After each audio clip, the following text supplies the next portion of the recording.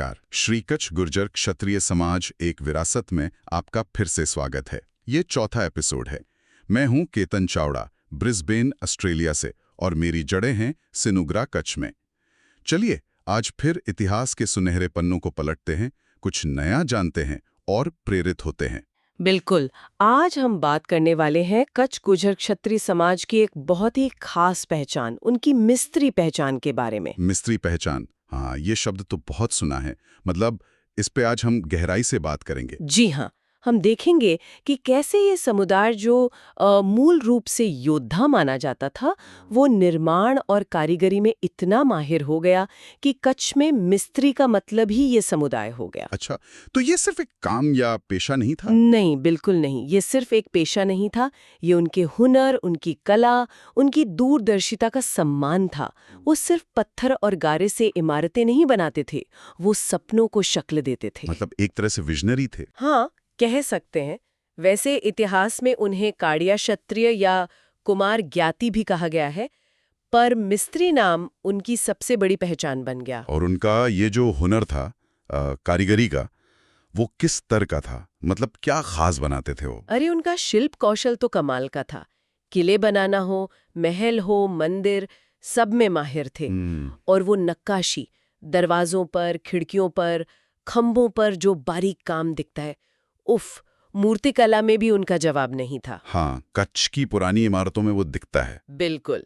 कच्छ रियासत की लगभग सारी बड़ी ऐतिहासिक इमारतें जो हैं, वो उन्हीं की इंजीनियरिंग का नतीजा है। और इसी से जुड़ी एक खास उपाधि भी थी, गैधर। गैदर, ये शब्द मैंने पहली बार सुना है। इसका क्या मतलब है? गैधर शब्द निकला है गढ़ से, यानी किला।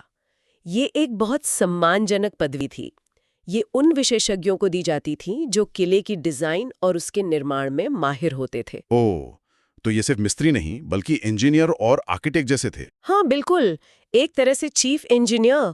जैसे 17वीं सदी के मध्य में एक थे गैधर जगमाल पीताम्बर।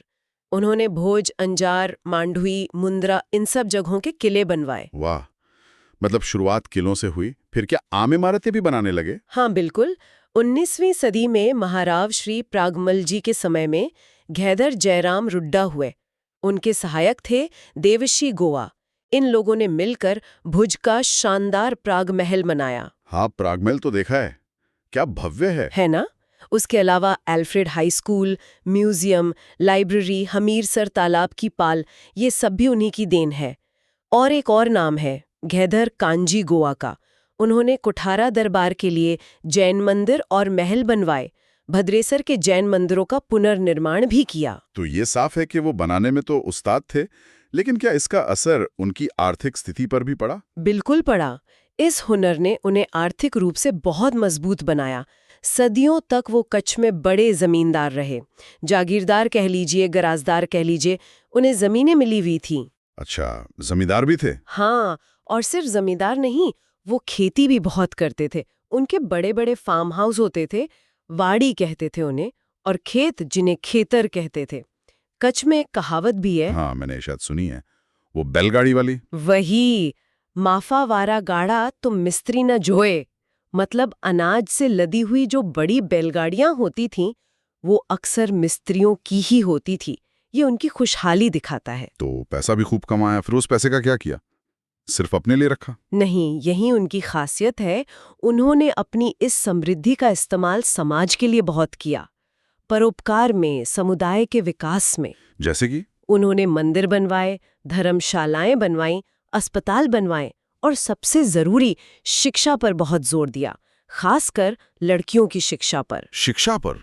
ये तो बहुत अच्छी बात है। जी, जैसे सिनुग्रा में खोंडाराम जी ने प्राइमरी स्कूल शुरू किया, मधापर में भीमजी देवजी राठौड़ ने लड़कियों का स्कूल खोला, बच्चों के रहने के लिए बोर्डिंग हाउस बनवाए, भुज में जगमाल राजा चौहान ने, अंजार में लीरा राजा और धनजी रतनजी राठौड़ ने। और धार्मिक कामों में भी योगदान रहा होगा? हाँ बिल्कुल।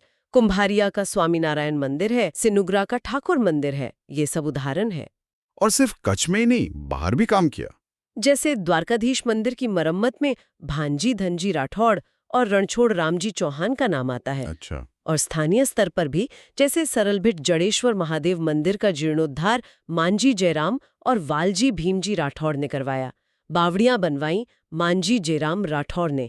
और एक मजेदार बात बताऊं, हाँ, बताइए। मधापर के वालजी भीमजी राठौर इतने प्रतिष्ठित थे कि उन्हें कच्छ के राजा ने कार रखने की खास इजाजत दी थी।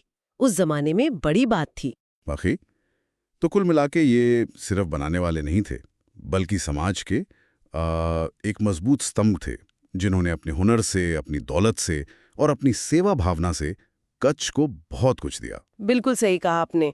उनकी विरासत सिर्फ इमारतों में नहीं है, वो शिक्षा में है, समाज सेवा में है, उस लगन में है जिसने उन्हें इतना कामयाब बनाया। हुनर, समृद्धि और सेवा, तीनों का संगम थे वो। बहुत खूब। चलिए, अगले एपिसोड में हम जानेंगे कि कच्छ से बाहर निकलकर इस समुदाय ने क्या किया। एपिसोड 5 होगा कच्छ से परे, रेलवे, व्यापार और वैश्विक प्रवासी। इसमें हम देखेंगे कि कैसे भारतीय रेलवे में उनकी भूमिका रही, कैसे उन्होंने अंतर्राष्ट्रीय व्यापार और शिपिंग में कदम रखे और कैसे दुनिया भर में फैले। जरूर, वो भी एक दिलचस्प कहानी है। तब तक अपने समुदाय की इस महान विरासत पर गर्व करें। कच्छ के मिस्त्रियों की वास्तुकला, उनकी आर्थिक ताकत और समाज के प्रति उनके समर्पण की ये कहानी वाकई प्रेरित करती है। आप सुन रहे थे श्री कच्छ गुज्जर क्षत्रिय समाज, एक विरासत। इससे सब्सक्राइब करना न भूलें, अपने केजी के समुदाय के सभी लोगों के साथ साझा करें ताकि ये शानदार इतिहास दुनिया तक पहुंचे। जय माता दी, जय समाज, जय हिंद।